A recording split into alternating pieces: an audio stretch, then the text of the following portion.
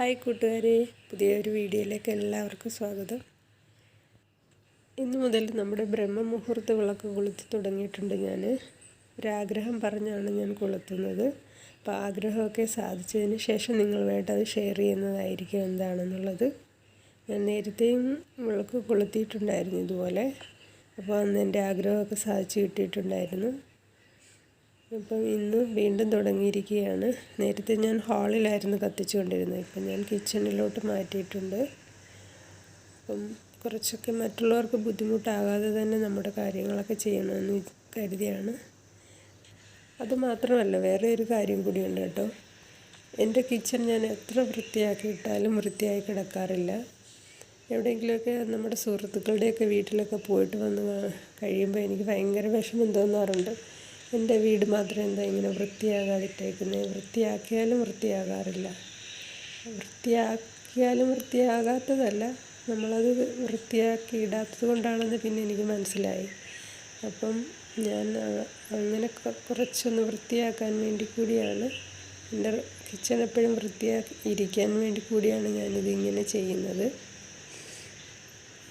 പൂർണ്ണമായിട്ടും വൃത്തിയായെന്നൊന്നും ഞാൻ പറയുന്നില്ല. ഒരു ഭാഗം ഇതൊക്കെ എപ്പോഴും കൺജസ്റ്റഡായി കിടക്കുന്ന ഒരു ഏരിയ ആണ് എൻ്റേത്. അപ്പം ഞാനിതൊന്ന് വൃത്തിയാക്കി വയ്ക്കാൻ ശ്രമിക്കുകയാണ്. ഇപ്പോൾ രാവിലെ 4:45 ഉണർന്ന് 5:30 മുമ്പ് തന്നെ ഞാൻ വിളക്ക് കൊളുത്തി പ്രാർത്ഥിച്ചു. അതിനുശേഷം കുറച്ച് നമ്മുടെ അടുക്കളയിലെ വിശേഷങ്ങളാണ് ഇന്ന് കാണിക്കുന്നത്.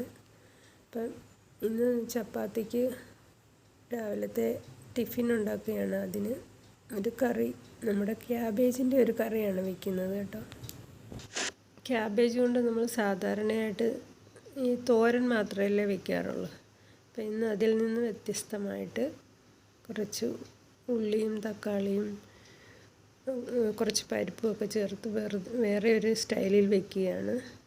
ഇവിടെയുള്ളവരൊക്കെ ഇങ്ങനെ വയ്ക്കാറുണ്ട് ചപ്പാത്തിക്ക്. കുറച്ചൊരു ലിക്വിഡ് ഫോമിലാകുമ്പോൾ ചപ്പാത്തി കഴിക്കാനും നല്ല ടേസ്റ്റാണ്.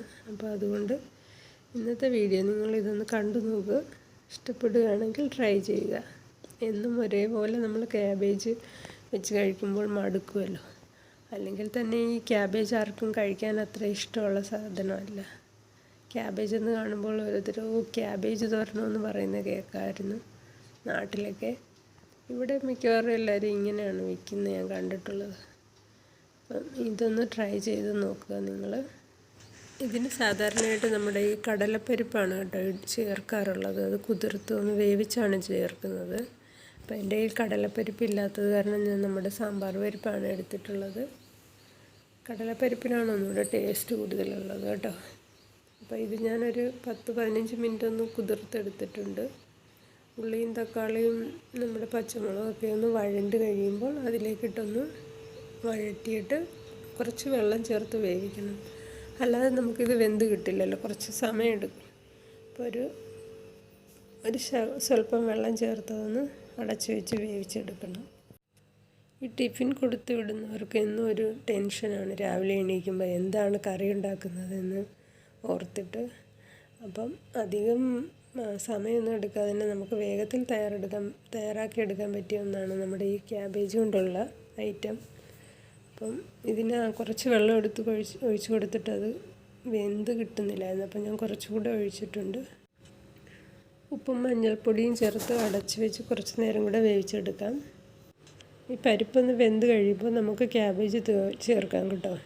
ക്യാബേജിൻ്റെ കൂടെ തന്നെ നമുക്ക് കുറച്ച് തേങ്ങ ചിരവിയും ചേർക്കാം കേട്ടോ.